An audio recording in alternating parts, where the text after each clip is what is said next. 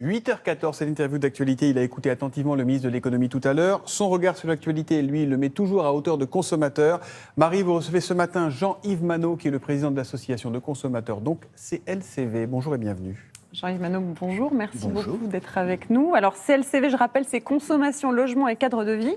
Alors, l'électricité augmente, l'alimentation augmente, le prix de l'essence augmente, tout augmente. Comment on fait ? Eh bien, justement, les Français ont beaucoup de difficultés par rapport à l'augmentation des prix.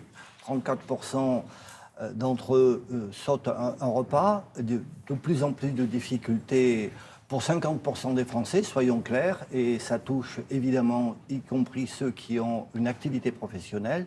Les revenus ne suivent pas par rapport à l'augmentation des prix. Et c'est une situation assez dramatique. Alors justement, hier dans le Parisien, Elisabeth Borne a annoncé que pour le carburant, la vente à perte serait possible à titre exceptionnel. Je rappelle, la vente à perte, c'est revendre un produit à un prix plus faible que son prix d'achat effectif. Déjà, le gouvernement reconnaît qu'il faut faire quelque chose.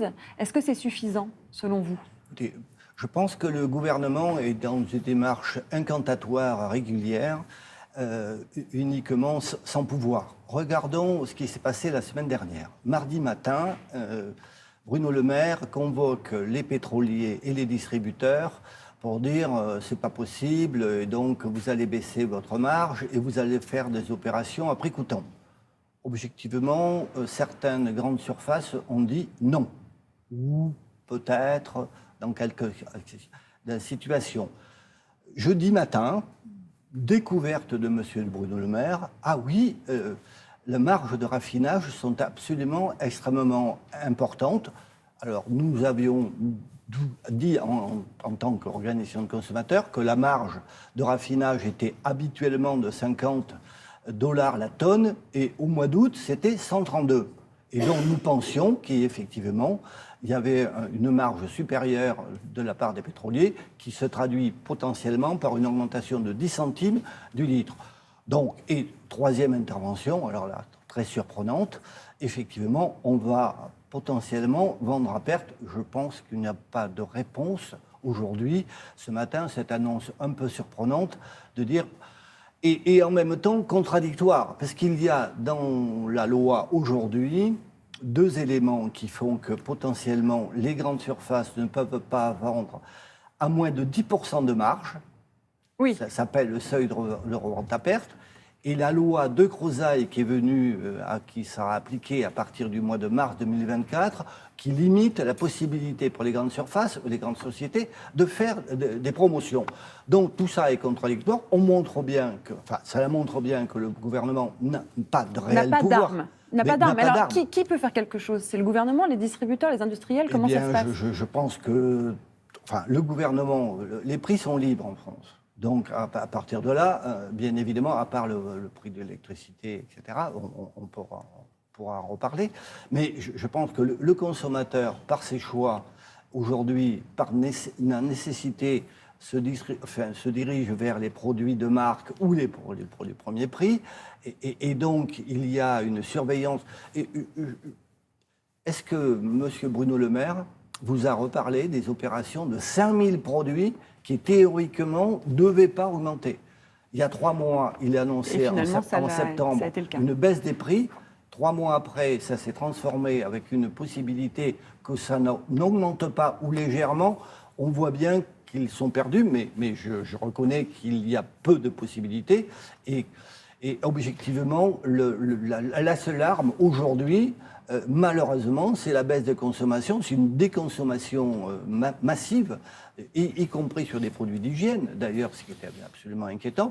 Et le consommateur se dirige vers des produits de bonne qualité, ce qui pose des problèmes à terme sur la santé de l'ensemble des consommateurs. Est-ce que vous craignez une crise sociale ? Bien évidemment, et je pense que le gouvernement aussi, bien évidemment.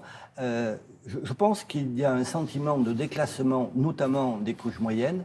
La société se fracture en deux, ceux qui sont au-dessus et qui sont au-dessous, mais c'est 50% de la population. Et ça ne peut pas durer. Il y a des nécessités absolues d'aider les consommateurs. Mais alors, qu'est-ce qu'il faut faire concrètement ? Nous avons demandé, par exemple, sur l'énergie, de tripler le chèque énergie. Il faut savoir que pour toucher le chèque énergie, aujourd'hui, il faut être au-dessous du seuil de pauvreté. Et quelqu'un qui gagne 900 euros par mois touche 48 euros par an de chèque énergie. Donc, c'est absolument pas suffisant.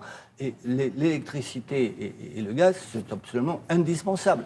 Et le carburant est indispensable pour toutes les zones semi-rurales ou rurales, qui fait que potentiellement, aujourd'hui, c'est extrêmement compliqué et parfois à peine rentable de se rendre à son travail compte tenu de la distance que nous avons à mener. Donc, ça ne peut pas durer. Mais alors, qui doit payer? Ce sont les finances publiques? Alors, en même temps, l'augmentation de prix générale entraîne une augmentation de budget de TVA relativement importante, notamment sur le carburant.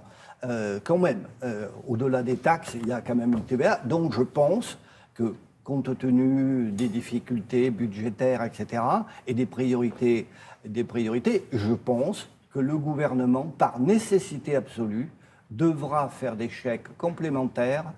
Vous savez, il a déjà fait l'année dernière. Oui, donc il est en capacité de le faire. Ben, écoutez, mais il faut le faire impérativement. Mais ce sont des choix politiques, mais si on veut éviter l'explosion sociale, oui, je pense que...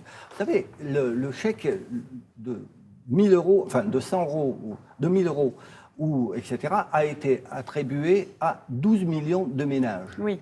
Ça veut dire à peu près 60% de la population française, dont l'État a estimé qu'ils avaient besoin d'un soutien social. Alors, comme il faut des réponses concrètes, est-ce que vous avez, vous, des petites astuces pour faire des petites économies?